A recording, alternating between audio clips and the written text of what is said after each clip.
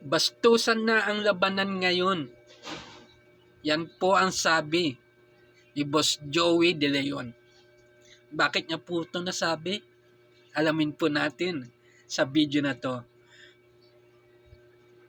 Pero bago po ang lahat, always tandaan, every gising is blessing.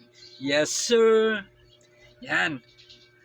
Sa segment po ng Give Me 5 ay naglabas po ng hinanaing si Tito Sen at Boss Joey.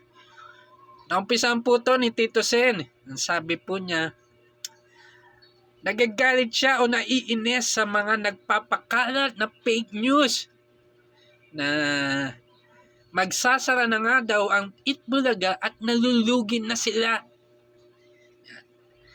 Nagalit po si Tito Sen dyan sa mga nagpapakalat na yan. At sabi pa nga niya, pag ako nagalit, 10,000 ipamimigay niya. Di ba dati 5,000 sa mga makakahula?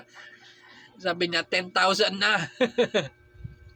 Ngayon po, ang sabi niya ay maglalabas daw siya ng resibo. Ipapakita niya sa media na hindi sila nalulugi.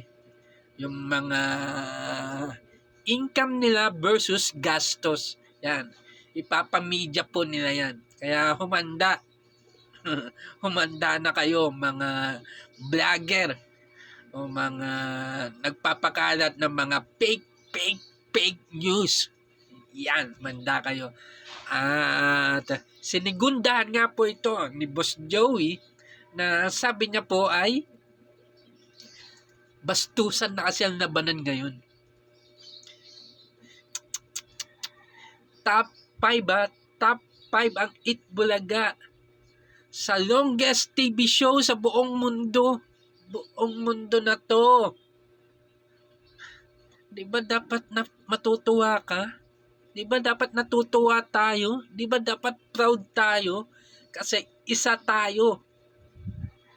Kasi Pilipinas yan eh. Isa tayo dyan. Kasama tayo sa ano na yan. Sa record na yan. Di ba? Be proud na lang. Hindi yung sisiraan mo pa.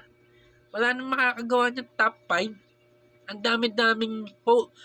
dami-daming show sa buong mundo sa buong mundo.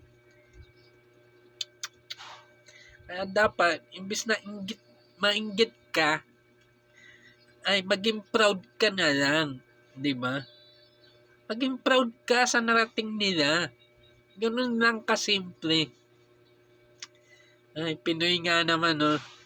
Kaya dapat sana matauhan tong mga to at masampulan ni Tito Sen.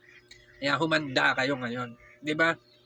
Kaya tayo mga double cards, todo support lang tayo, 'di ba? Support lang, basta legit double cards. Okay?